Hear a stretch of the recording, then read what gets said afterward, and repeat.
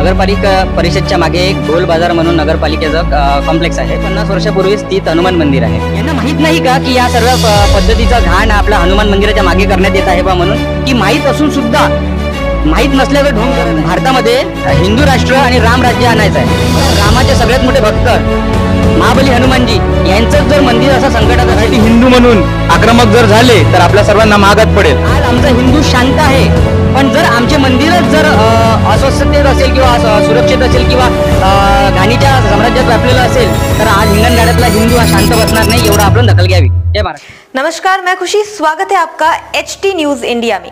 आइए नजर डालते हैं इस वक्त की बड़ी खबर पर। हिंगणघाटच्या पुरातन मंदिरांच्या परिसरात घाणीचे साम्राज्य, नागरिकांचा संताप, प्रशासनाला निवेदन। शहरातील ऐतिहासिक व श्रद्धास्थानी असलेल्या गोलबाजार येथील हनुमान मंदिर, आठवडी बाजारातील शंकर मंदिर आणि संत शिरोमणी रविदास महाराज मंदिर यांच्या परिसरात सध्या अस्वच्छतेचे भयावह चित्र निर्माण झाले असून त्याबाबत प्रशासनाच्या झोपेचा निषेध करत हिंदू मराठी बांधवांनी उपविभागीय अधिकारी हिंगणघाट यांच्याकडे लेखी निवेदन दिले आहे। ही जागा हिंगणघाट नगर परिषद कार्यालयाच्या अगदी मागील भागात आहे. इतके असूनही प्रशासनाच्या दुर्लक्षामुळे परिस्थिती अधिकच बिकट होत चालली आहे। निवेदनात सांगण्यात आले आहे की लाखो रुपये खर्च करून उभारलेले सार्वजनिक शौचालय आजतागायत लोकार्पित झालेले नाही। त्याच परिसरात एक खाजगी स्वच्छतागृह असून त्यासाठी नागरिकांकडून शुल्क आकारले जाते। त्यामुळे सर्वसामान्य जनतेकडे दुसरा कोणताही मोफत पर्याय उपलब्ध नाही। नागरिकांनी याबाबत वारंवार तक्रारी करूनही नगरपालिकेकडून कोणतीही ठोस कारवाई करण्यात आलेली नाही असा आरोप करण्यात आला आहे। मनसेद्वारा नगर परिषद मुख्याधिकारी व उपविभागीय अधिकाऱ्यांना निवेदन देताना चेतावणी दिली आहे की जर यावर त्वरित कारवाई केली नाही तर घाणी व लघुशंका करणाऱ्या प्रवृत्तीविरोधात प्रत्यक्षात जनआंदोलन उभारण्यात येईल आणि त्यातून निर्माण होणाऱ्या कायदा सुव्यवस्थेच्या समस्येला संपूर्णपणे नगरपालिका आणि प्रशासनच जबाबदार राहील।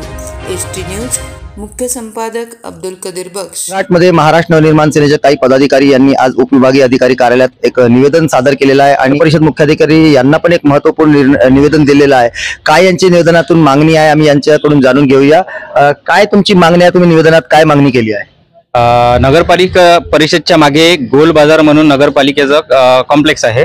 तिथे मला वाटते 40 ते 50 वर्षापूर्वी स्थित हनुमान मंदिर आहे आणि त्या हनुमान मंदिराची जर अवस्था बघितली तर तिथे मागे काही नालायक आणि मंदबुद्धी प्रवृत्तीचे लोक लघुशंका करतात. तसंच आणि साईडने घाणीचं सगळ्यात मोठं साम्राज्य तिथे साठलेलं आहे आणि मोठ्या प्रमाणात तिथे लघुशंका केल्या जाते की तिथला लोट असा रस्त्याने वाहत जातो. त्याच साईडले एक लहान मुलांची उर्दू शाळा आहे, लोकवस्ती सुद्धा आहे, जगन्नाथवाड म्हणून लोकवस्ती सुद्धा आहे. आणि मुख्य म्हणजे हा परिसर नगरपालिका प्रशासनाच्या हद्दीमध्ये येतो. मला एक म्हणायचं आहे की गावाच्या शहराच्या स्वच्छतेची जबाबदारी घेणारा नगर परिषदच जर घाणीच्या साम्राज्यात व्यापलेला असेल तर आमच्या समस्या कशा पद्धतीने सॉल्व्ह करण्यात येणार? आणि महत्वाचं म्हणजे हिंगणघाट शहरामध्ये हिंदूवादी संघटना सुद्धा सक्रिय आहेत, तसेच हिंदू पक्ष म्हणून सत्ताधारी पक्ष सुद्धा सक्रिय आहेत. यांना माहित नाही का की या सर्व पद्धतीचा घाण आपल्या हनुमान मंदिराच्या मागे करण्यात येत आहे बा म्हणून, की माहीत असून सुद्धा माहीत नसल्याचं ढोंग करत आहेत? हा माझा प्रश्न इथल्या सत्ताधारी पक्षांना आहे. आम्हाला भारतामध्ये हिंदू राष्ट्र आणि राम राज्य आणायचं आहे, बरोबर आहे. भारतामध्ये अशा भरपूरशा डिंग्या भारत सरकार मारत आहे की आम्हाला हिंदू राष्ट्र आणायचं आहे, राम राज्य आणायचं आहे. आणि त्या रामाचे सगळ्यात मोठे भक्त महाबली हनुमानजी यांचं जर मंदिर असं संकटात असेल, जे हनुमानजी अख्ख्या भक्तांच्या संकटावर मात करतं आणि त्यांचंच मंदिर आज या घाणीच्या संकटात सापडलेलं आहे. माझं विनंती इथल्या आमदारांना आहे की आपण कृपया करून या गोष्टीवर लक्ष केंद्रित करावं आणि लवकरात लवकर तिथे काय उपाययोजना करता येईल करावं. पुन्हा नगर परिषद प्रशासनाला व नगरपालिका अधिकाऱ्यांना माझं एकच म्हणणं आहे, आपले कान खोलून ऐकून घ्यावं की या सर्व गोष्टीची शहानिशा करून तिथे पुन्हा घाण होणार नाही आणि पुन्हा तिथे लघुशंका होणार नाही याची जबाबदारी आपण बाळगावी. आणि तिथल्या जो कोणी तिथला जबाबदार असेल त्यांना मुळीच त्याच्यावर उपाययोजना बाळगावी असं माझं मत आहे. अन्यथा महाराष्ट्र नवनिर्माण सेना मराठी हिंदू म्हणून आक्रमक जर झाले तर आपल्या सर्वांना महागात पडेल. आणि आज आमचा हिंदू शांत आहे, पण जर आमचे मंदिरच जर अस्वस्थतेत असेल किंवा सुरक्षित असेल किंवा घाणीच्या साम्राज्यात व्यापलेलं असेल तर आज हिंगणघाटातला हिंदू हा शांत बसणार नाही. एवढं आपण दखल घ्यावी. जय महाराष्ट्र. यांनी जसं म्हटलं आहे की भारतात हिंदू राष्ट्र बनवण्यासाठी भारत सरकारमध्ये लोक प्रयत्न करत आहे, पण हिंगणघाटची परिस्थिती अशी आहे की इथं जे मंदिर आहे हिंदू धर्माशी जुळून आहे, लोकांची भावना त्या मंदिरातून जुळून आहे.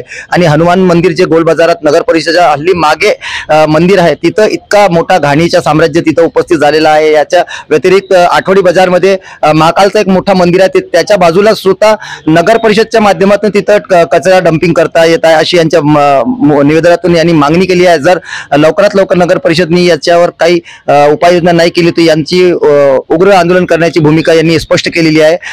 खबरों में अब तक के लिए बस इतना ही. फिर होगी आपसे मुलाकात ऐसी किसी बड़ी और खास खबर के साथ. तब तक के लिए नमस्कार और देखते रहिए HT न्यूज़ इंडिया.